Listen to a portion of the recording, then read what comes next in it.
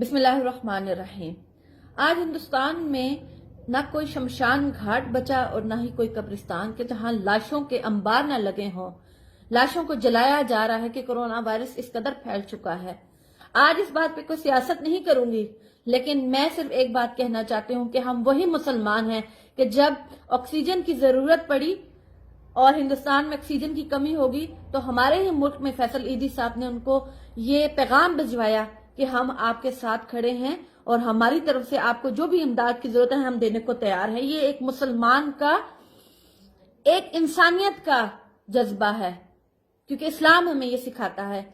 میں ہندوستان سے ایک سوال کرنا چاہتی ہوں کہ آج آپ کی پولیس ہر محلے اور ہر کوچے میں جا جا کے اعلان کری ہے کہ آپ لوگ اپنی تراویحوں میں، اپنی نمازوں میں یہ دعا کریں کہ اللہ تعالیٰ کورونا وائرس کو ہندوستان سے ختم کر دے۔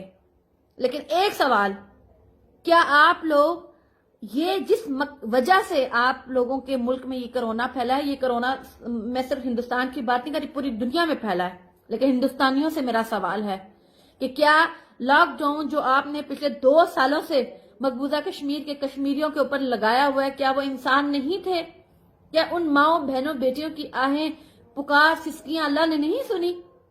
آج شمشان گھاٹ میں جب آپ لوگ اپنے پیاروں کو جلا رہے ہوں گے، دفنا رہے ہوں گے، تب آپ کو خیال نہیں آیا ہوگا کہ مقبوضہ کشمیر کے کشمیری اپنے بچوں کی ڈیڈ باڈیز کے لیے بھی پیٹتے تھے، رویا کرتے تھے کہ ہمارے بچوں کی لاشیں ہمیں ہندوستانی فوج دے دے واپس۔ لیکن آپ لوگوں نے ان پہ کبھی احساس نہیں کیا، ان پہ کبھی یہ نہیں سوچا کہ وہ بھی انسان ہے۔ مذہب تو ایک دوسری سائڈ پہ ہے لیکن وہ بھی انسان ہے، لیکن نہیں آپ نے سوچا۔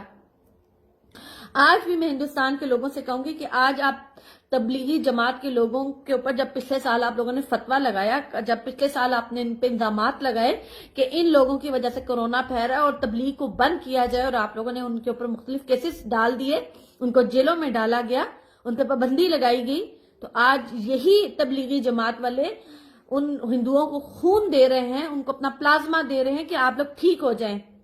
آج میرا ہندوستان کے رہنے والے ہر ہندو سے سوال ہے کہ آپ لوگ ہم سے دعاؤں کی امید رکھتے ہیں، ہم ضرور کریں گے، کیونکہ ہمارا مذہب ہمیں اس بات کی اجازت دیتا ہے کہ کسی بھی انسان کے اوپر ظلم ہو رہا ہو، کسی بھی انسان کے اوپر مشکل آئے تو اس کے لیے دعا کرنا آپ پہ فرض ہے۔ لیکن کیا آپ نے مقبوضہ کشمیر کے رہنے والے لوگوں کی کبھی سسکیاں آہیں سنی ہیں؟ آج اسی طرح میں پاکستان کو بھی کہوں گی کہ ہمارے ملک میں بھی اس طرح کا عذاب نازل ہو سکتا ہے۔ اس وقت سے ڈرے، کشمیریوں کو ان کا حق دیں۔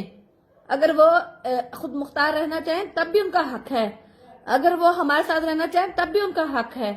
جینا، آزادی کے ساتھ رہنا ان کا حق ہے، ان سے ان کا حق مت چھینیے اور اللہ کے عذاب سے ڈریے۔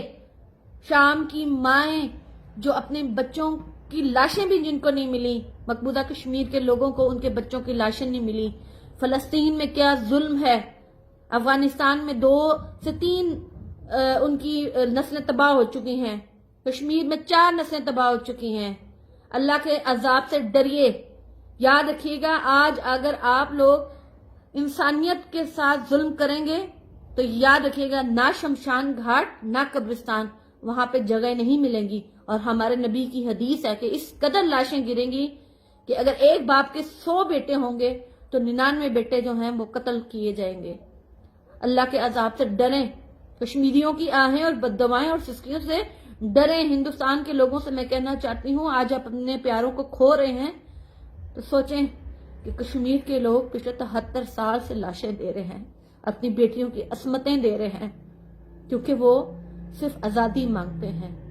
ڈرے اس وقت سے۔